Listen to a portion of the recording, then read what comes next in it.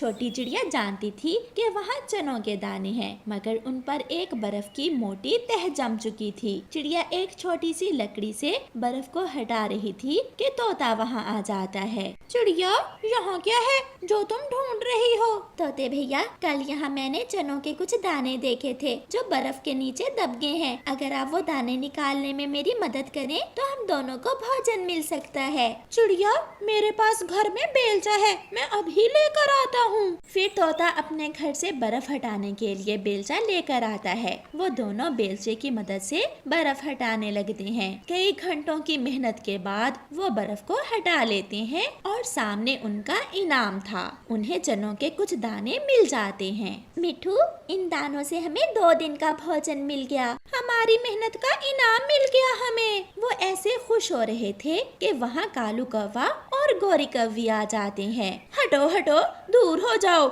ये चनों के दाने हम बर्फ के नीचे छुपा कर गए थे। वो क्यों? ये हमने ढूंढे हैं। हमारे घर में फ्रिज नहीं है ना, इसलिए हमने सोचा कि कहीं दाना खराब ना हो जाए। और हम चनों के दाने यहाँ बर्फ के नीचे छुपा गए थे। तुम झूठ बोल रहे हो। हमें क्या जरूरत है झूठ बोलने की? हटो, दूर हो जाओ यहाँ से। फिर कौवा और कौवी वो चनों के दाने लेकर वहाँ से चले जाते हैं। चिड़िया और तोता इतनी मेहनत करने के बाद भी भूखे ही रहते हैं। ये दुष्ट कौवे हमेशा दूसरों को तंग करते हैं। कालू कालू, मेहनत करे कोई और खाएं हम कौवे। हमारे घर फ्रिज नहीं है ना, इसलिए हमने ये दाने वहाँ रखे थे। कैसा? फिर वो दोनों बुरे पति पत्नी हंसते हुए वो दाने खा लेते हैं और आराम से अपने घर सो जाते हैं। उन कौवों का तो काम ही यही था। दूसरे दिन वो फिर से अपने घर से निकलते हैं। बुलबुल एक पेड़ पर बैठी हुई थी। उसके पास 2 बेरियां थीं। कौवे वहाँ चले जाते हैं। मोटो जी, ये बेरी तुम हमें दे दो। नहीं नहीं, ये एक बेरी मैं खाऊंगी और एक मेरे बेटे के लिए है। ये बेरी का पेड़ मेरी दादी ने लगाया था। याद करो, जब तुम छोटी सी थी मेरी दादी इसी पेड़ पर रहती थी ना? हाँ, तुम्हारी दादी रहती तो इसी पेड़ पर थी। तो फिर ये पेड़ किसका हुआ? तुम्हारी दादी का। और ये बेरी का फल किसका हुआ?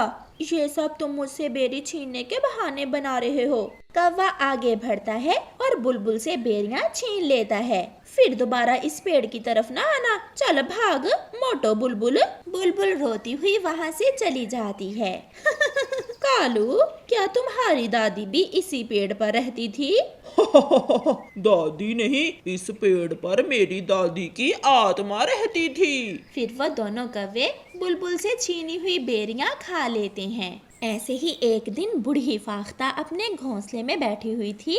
उसके पास एक पोटली में भोजन था। कौवे बूढ़ी फाख्ता को देखकर वहाँ आते हैं। बूढ़ी माँ जी, इस पोटली में क्या है? इसमें मेरा भोजन है। माँ जी, तुम बूढ़ी हो, अगर भोजन खाओगी फिर भी मर जाओगी, ना खाओगी फिर भी मर जाओगी। जाओ जाओ, मरो तुम, मैं क्यों मरूं? तुम मेरा भोजन न छीनना। मेरे पास मेरी सुरक्षा करने के लिए कुछ है। कुछ है? क्या तुम हमसे लड़ सकती हो?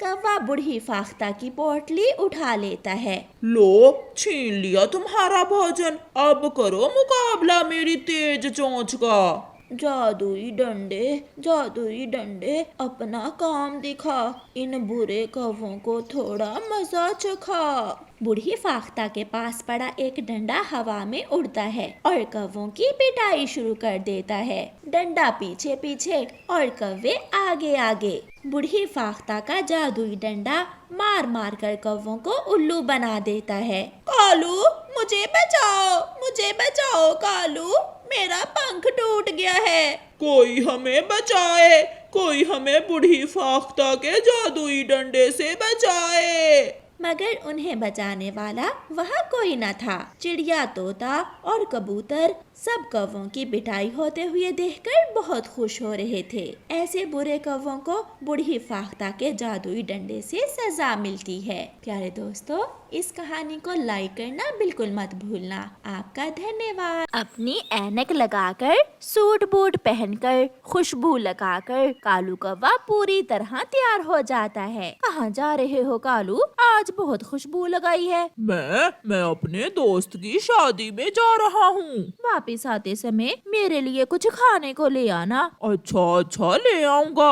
फिर कालू कौवा अपने घर से निकलता है। कितना प्यारा है वो चेहरा जिस पर कालू मरता है, कितना प्यारा है वो चेहरा। गाने गाता हुआ कालू कौवा नदी पर पहुंच जाता है। नदी पर बैठी हुई हरियाली तोती को देखकर कालू कौवा सीटी बजाता है। देखो देखो इधर, हरी तोती एक बार देख लो।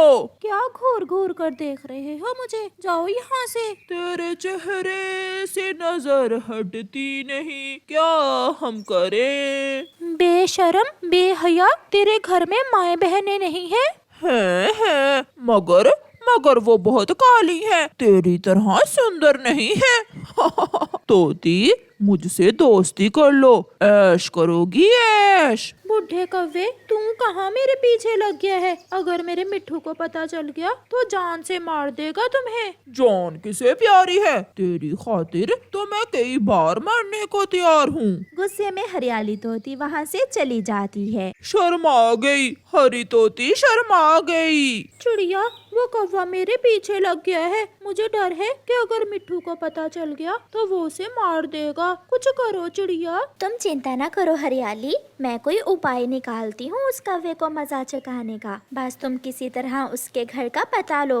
वो तो मैं उससे पूछ लूंगी। फिर दूसरे दिन जब कालू कौवा नदी पर आता है तो हरियाली तोती उससे कहती है, कौवे, मैं तुमसे दोस्ती तो कर लूं, मगर तुम रहते कहाँ हो? मैं पहाड़ों वाले जंगल में बेरी के पेड़ पर रहता हूँ। मेरा अपना घर है, वो भी पक्का लकड़ियों का, मगर मैं तुम्हें नए घर में रखूंगा।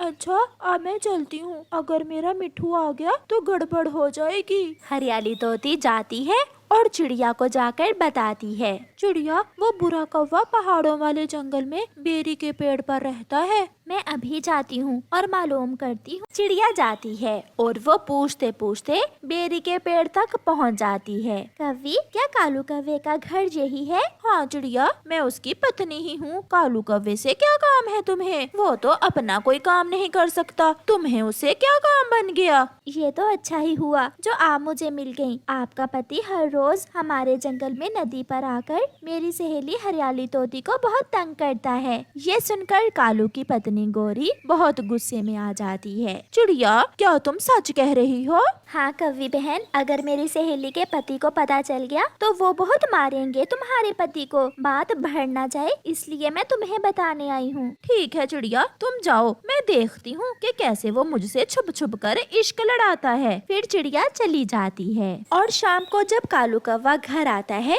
तो गोरी उससे पूछती है, कालू, कहाँ थे तुम? मैं तो किसी काम से दूसरे जंगल गया था। कल मैं अपनी माँ से मिलने जा रही हूँ, शाम को आऊंगी मैं लौट कर। अच्छा, शाम को क्या जरूरत है, एक रात अपनी माँ के पास रह लेना, बहुत उदास होगी तुम्हारी माँ तुमसे।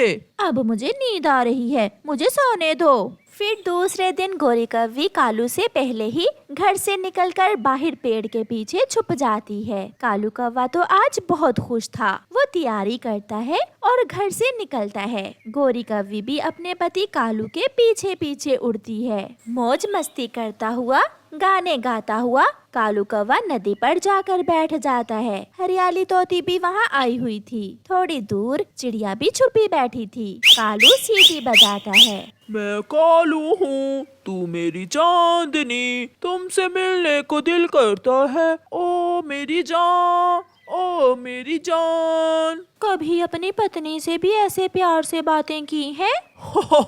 वो तो काली, रात की तरह काली है, बदसूरत, बेवकूफ, पागल और गंदी गंदी आँखों वाली। गोरी कौवी बहुत मुश्किल से खुद पर काबू रखे हुए थी। वो झाड़ियों में छुपी हुई सब सुन रही थी। हरियाली, छोड़ दो मिट्ठू को और मेरे साथ आओ, मैं तुम्हें ऐश करवाऊंगा, ऐश। गोरी कौवी झाड़ू लिए झाड़ियों से निकल कर आ जाती है। बेशरम बुड्ढे, दूसरों की बहू बेटियों पर नजर रखते हो। गोरी, तुम तो अपने मैके गई हुई थी, मैं तो मैं अब जाऊंगी अपने भाइयों को बुलाने। ऐसा कहते हुए गोरी कौवे झाड़ू से कालू कौवे की खूब पिटाई करती है। हाय हाय, मर गया, मुझे माफ कर दो गोरी, मुझे माफ कर दो। तेरी कसम, मैं फिर कभी नदी पर तो क्या इस जंगल में भी नहीं आऊंगा। हरियाली और चिड़िया कौवे को पिटता हुआ देखकर हंस रही थीं। ऐसे कालू कौवे को बुरे कामों की अच्छी सजा मिलती